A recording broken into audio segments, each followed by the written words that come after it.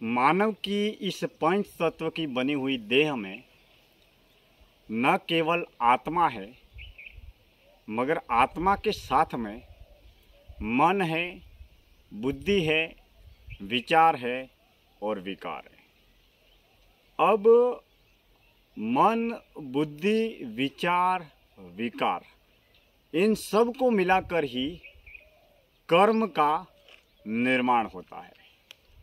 अब हम ताउम्र अपना जीवन कर्म के जरिए ही जन्म से लेकर मरण तक का आखिरी सफ़र तय करते हैं। यह बात सत्य है कि विचार का जन्म कर्म से होता है और कर्म का जन्म विचार से होता है।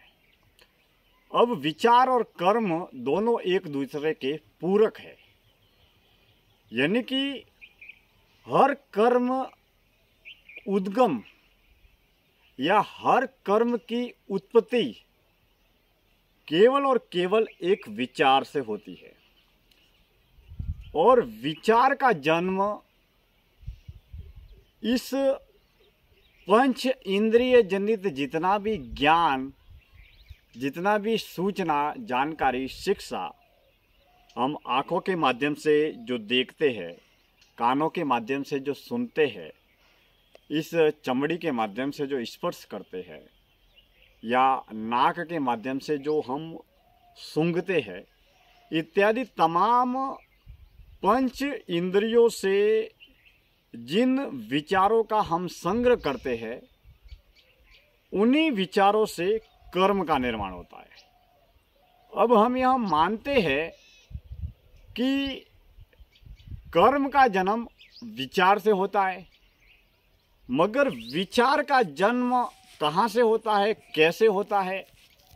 एक विचार जन्म लेने के बाद में उस विचार की क्या गति होती है, क्या प्रगति होती है?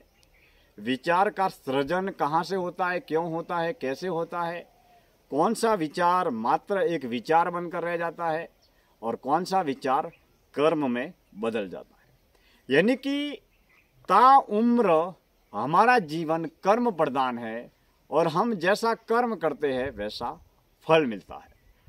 अब कर्म की तीन अवस्थाएं हैं। इन तीनों अवस्था में हम जो भी, जैसे भी, जितने भी कर्म करते हैं, उनका विभाजन तीन अवस्थाओं में किया जाता है। अब हमारे संतों ने और शास्त्रों ने एक ही बात बताई है कि हमें जीवन में हमेशा सात्विक सतोगुणी कर्म करना चाहिए। यानी कि कर्म की तीन अवस्थाएं हैं, तमोगुणी, रजोगुणी और सतोगुणी। लेकिन जब हम सात्विक सतोगुणी अच्छे कर्म, नेक कर्म जितने करेंगे, उतना ही हमारा जीवन सात्विक पवित्र होगा और सात्विक सतोगुणी जीवन का संचार होगा और सात्विक सतोगुणी कर्मों के जरिए हमारा मन पवित्र होगा, सात्विक होगा। हमारी बुद्धि, हमारी आत्मा, हमारी चेतना, हमारे प्राण सात्विक होंगे, शुद्ध होंगे।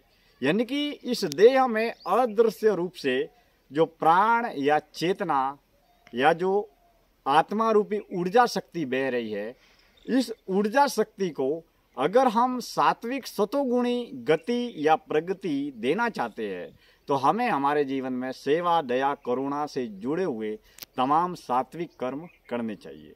यानी कि मनसा वाचा कर्मणा, मन, वचन, कर्म, किसी भी रूप में किसी भी जीव मात्र को, पशु, पक्षी, जीव जंतु, जानवर, इंसान, किसी को भी दुख, दर्द, पीड़ा, कष्ट, तकलीफ नहीं पहुंचानी चाहिए।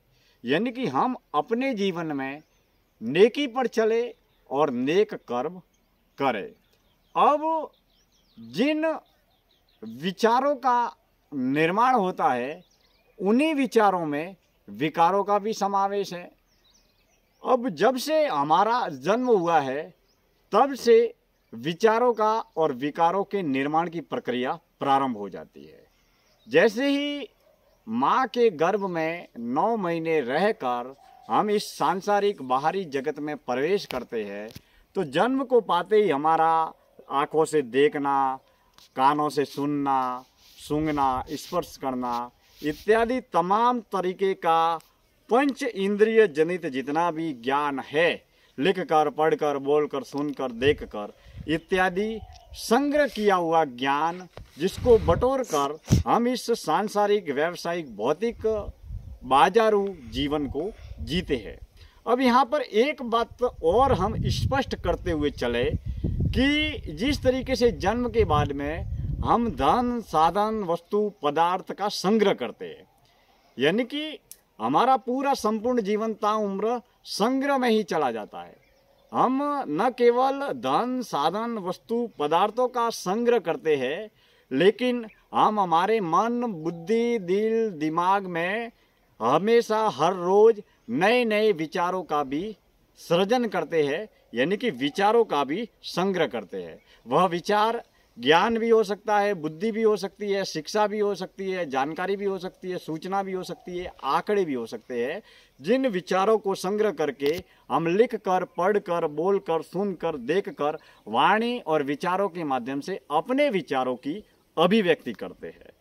अब हम यहाँ मानते हैं कि हम अगर इस जीवन को जानना चाहते हैं, परखना चाहते हैं, तो जीवन क्या है और जीवन क्यों है।